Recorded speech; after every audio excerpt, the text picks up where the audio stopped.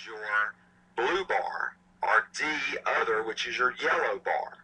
So I'm going to repeat that. I've used Second Life or other 3D virtual world with A, educational leaders, B, instructors, C, students, or D, other.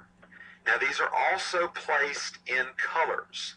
What you're going to do if you're in the room is look where I'm standing, which is, if you'll follow me, you don't have to get up, but you can see now I'm standing in front of the Instapol. And I want you to choose what setting you've used them with by clicking on them with your mouse clicker. Left or right click should do it, and you will start to see the bar graph rise at the front of the room. So again, to repeat, A is for educational leaders, and it is red. B is for instructors, it is green. C, students. D, other. Now, as I'm seeing my friend here come in, ever the AIG student, and wondering to know if we can choose more than one, absolutely you can choose more than one. So we're not going to prohibit you from that.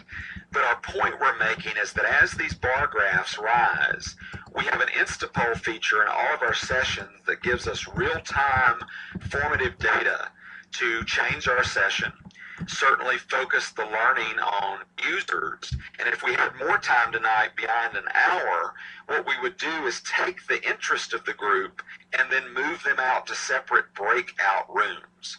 So what I think is interesting about this is if you did the Instapol at the beginning of the session, what you could do is categorize it and say all of the yellow group will now follow this avatar to this area of the island. All the blue group will now go over here because you need more training on where the product shops are to dress because you're not even into the discussion yet. And then finally with the green room, you're only in here for 15 minutes, so we're going to give you the executive summary and you can join us again. It's a great tool for differentiated instruction and allows us at North Carolina Virtual a way to quickly break out and look at data. Another thing is, as we look at some of the responses from the participants in the room, it appears that we're top-heavy on educational leaders with A and also other with D. So we can get some responses for the ones that chose other. We have a substantial number there, 5. The ones that chose other, why don't you type in the chat room for the basis of our discussion what other groups you've used, and then I'll make a comment or two while we're waiting on Jill to re-enter the room.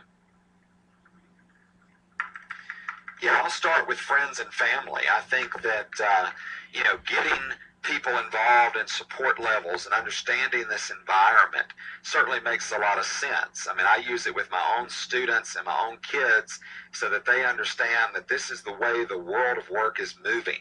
With my NC State graduate class that I teach, I make sure that folks know, okay, how do you go in and create a session? What are the instructional practices behind it? With my children, I want them to be able to use this form of immersive technology in the future.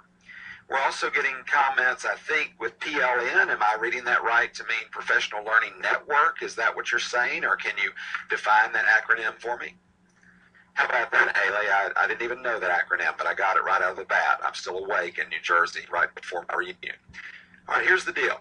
We see professional learning networks as a way to share like experiences. It's much better to be collectively smart and responsively smart by sharing intelligence with others on a daily basis.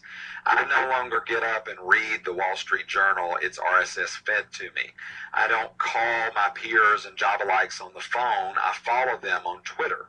That's a way for me to quickly amass knowledge and say in a very short time span how I can use and apply these types of experiences.